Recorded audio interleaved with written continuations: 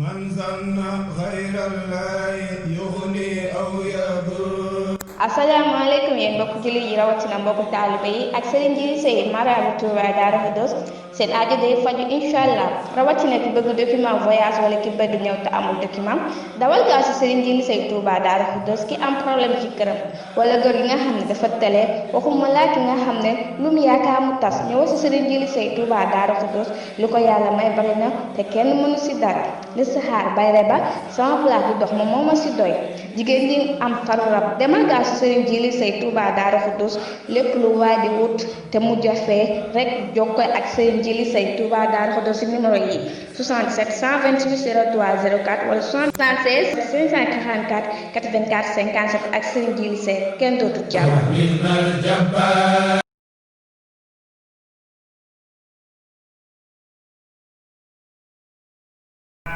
asalaamaaleykum wa rahmatullahi taala wa barakatuhu mbokki jullit yi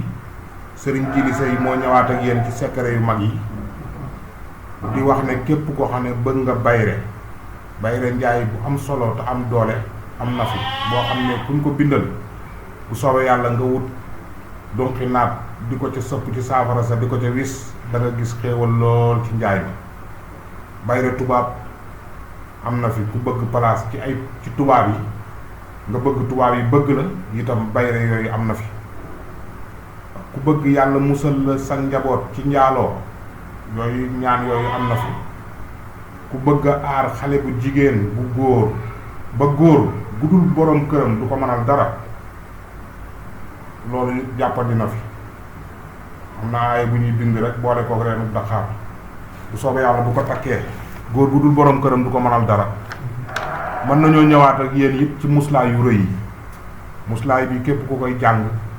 yàlla dana la musal ci njabar musal la ci bon lépp lu bon daal yàlla dana la ci musal ci tëgg damay bañ a guddal muslaay bi mi ngi tàmbulee ci allasiina xaala lahumu nnaasu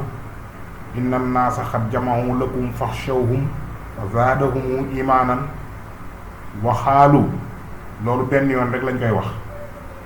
daal di wax xasbunallahu wa ni'mal wakiilu 450 fois daal di wax fan xalabu bi nihmatin min allahi wa fadlin lam yamsashum suu'un wattaba'u ridwanallahi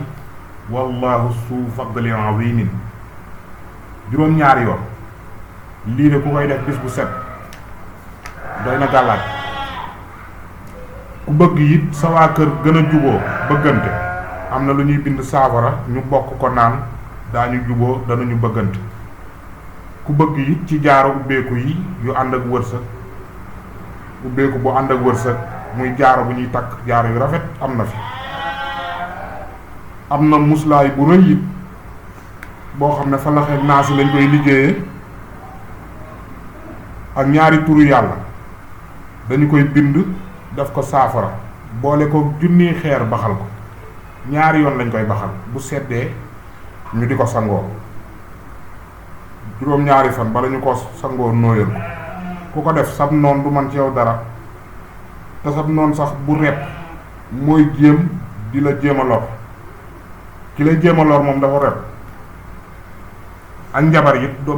man zanna ghayra allahi yughni aw yadur. asalaamaaleykum yéen mbokku jullit yi rawatina mbokku taalibe yi ak Serigne Djily Seye maraabu Touba Darou Khoudoss seen aajo day faju incha allah rawatina ki bëgg document voyage wala ki bëgg ñëw te amul document dawal gaaw si Serigne Djily Seye Touba Darou Khoudoss ki am problème ci këram wala góor gi nga xam ne dafa tële waxuma laa ki nga xam ne lu mu yaakaar mu tas ñëw si Serigne Djily Seye Touba Darou Khoudoss lu ko yàlla may bari na te kenn mënu si dara li si xaar bayre ba sama place di dox ma moo ma si doy jigéen ñi am faru rab demal gaaw si Serigne Djily Seye Touba Darou Khoudoss lépp lu waay di wut te mu jafee rek jokkoo ak Serigne Djily Seye Touba Darou Khoudoss si numéro yi 77 128 03 04 wala 76 544 84 57 ak Serigne Djily Seye kenn dootu jàpp.